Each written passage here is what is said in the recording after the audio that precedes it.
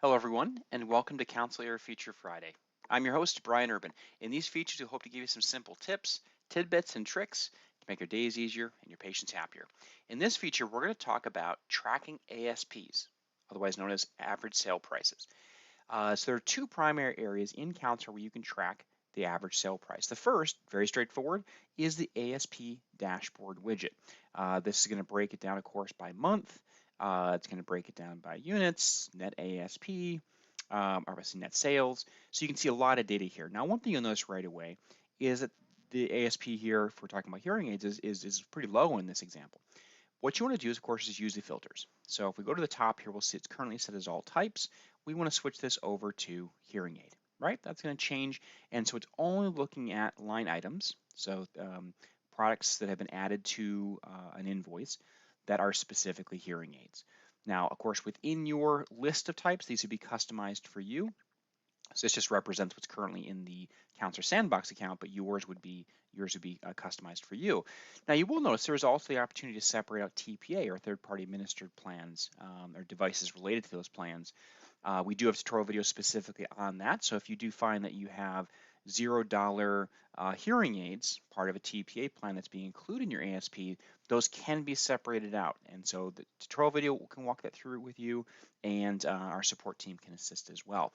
But point being is you can look at not only just ASPs for hearing aids, but you could look at anything you wanted, right? So you look at remotes or batteries or whatever. Of course, hearing aids tend to be the most common use for for ASPs.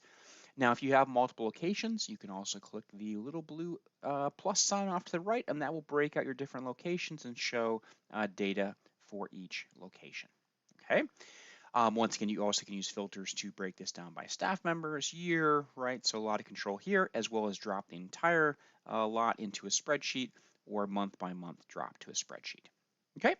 All right. So that's the method one. The second method is here under business and then hearing aid sales summary.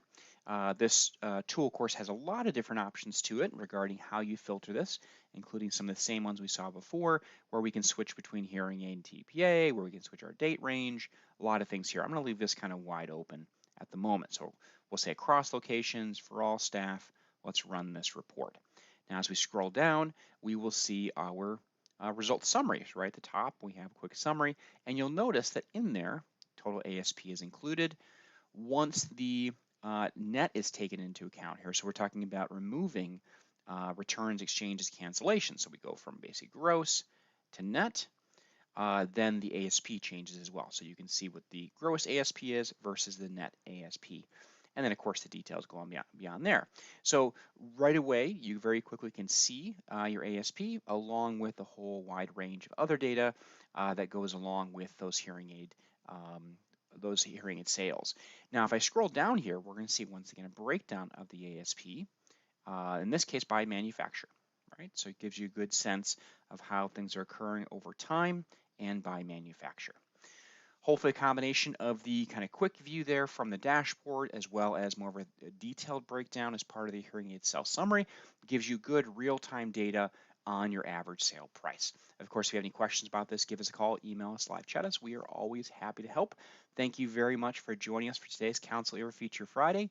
And as always, have a wonderful, wonderful weekend.